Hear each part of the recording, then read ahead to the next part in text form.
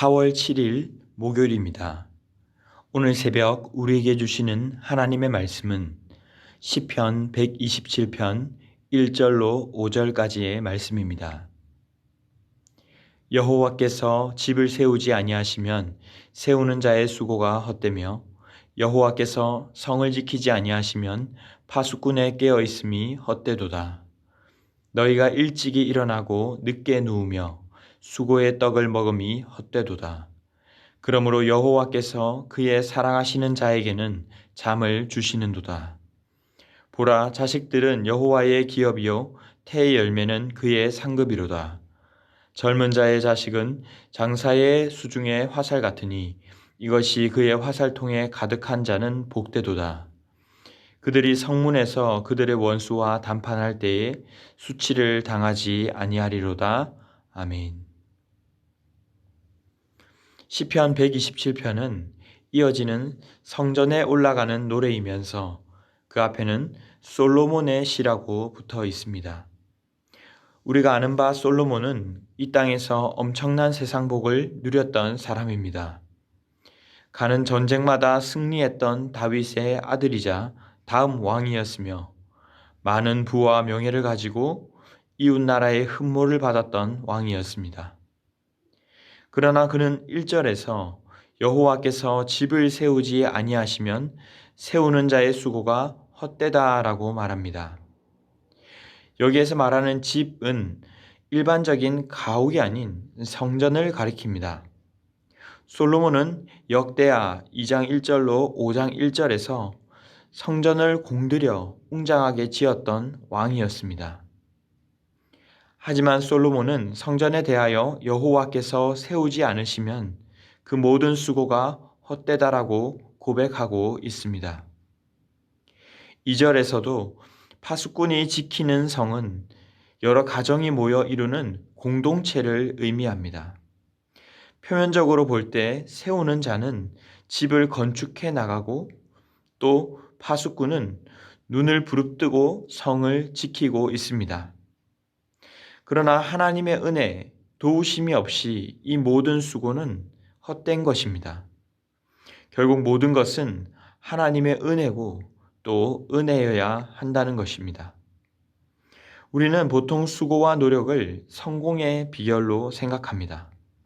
그러나 오늘 말씀을 보면 건축자나 파수꾼이 노력하지 않는 것이 아닙니다. 2절에도 일찍 일어나고 늦게 누우며 수고의 떡을 먹는다.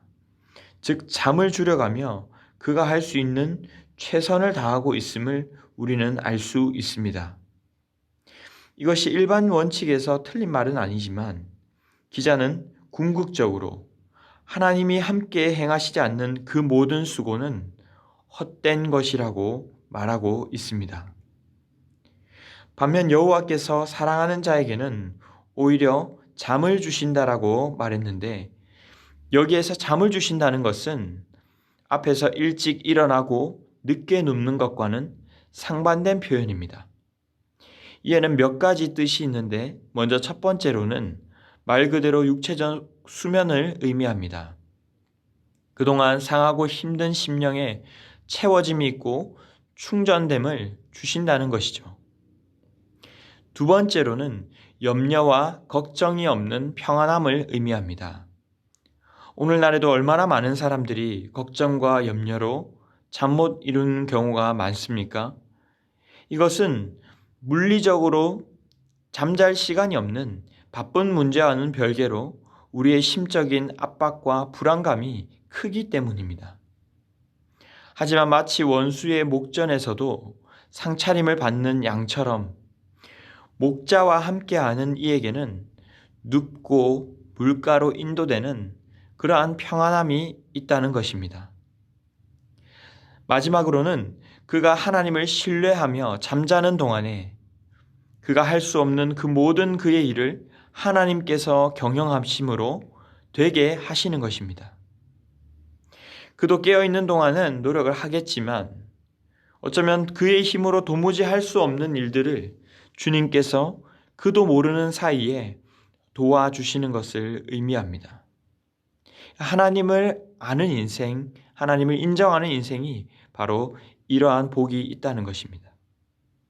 우리의 인생은 하나님으로부터 세움을 받을 때에 비로소 진정 세워질 수가 있습니다. 하나님께서 지켜주셔야 비로소 안전한 삶이지, 내가 아무리 조심하고 주의하고 꼼꼼하게 점검한다 해도 모든 것은 하나님의 손에 있습니다. 집과 성에 대해서 말했던 기자는 3절로 5절에서는 자녀에 대한 말하기를 시작합니다. 지금도 자녀가 소중하지만 이 당시에는 자녀는 훨씬 더 그 이상의 의미를 가졌습니다. 요즘은 복지나 연금 등을 노후의 보장으로 여기지만 이 당시에는 가정의 대를 이을 자녀가 있는가 없는가가 곧 그들의 미래요, 또 불안감을 결정하는 요소였습니다. 이러한 배경 속의 3절의 기자는 보라, 자식들은 여호와의 기업이요 태의 열매는 그의 상급이로다.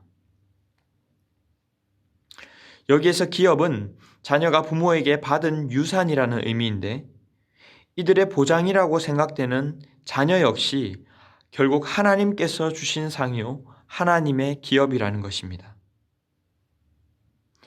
하나님을 떠나서는 우리는 절대 행복할 수가 없습니다. 4절부터 5절에 화살통을 예리한 화살로 하나님께서 채우시는 그 가정에는 복이 있다고 말하고 있습니다. 주님께로부터 받은 그 기업이 그들의 원수를 무찌르는 힘이 될 것이라고 말씀하는 것입니다. 사랑하는 성도 여러분, 여러분의 집은 지금 누가 세워가고 있습니까? 누구의 뜻을 따라 가정과 직장을 세워가며 여러분의 성을 지켜주는 분이 있다면 그분은 누구입니까? 여러분에게는 어떤 고난도 흔들 수 없는 평안이 자리 잡고 있습니까? 만일 아니라면 우리는 어떤 부분에서 하나님께 우리의 주도권을 내어드려야만 합니까? 오늘 이 새벽에 우리의 힘과 지혜는 참된 보증이 될 수 없음을 기억하시기 바랍니다. 말씀을 맺겠습니다. 사람들이 생각하는 안전지대가 있습니다.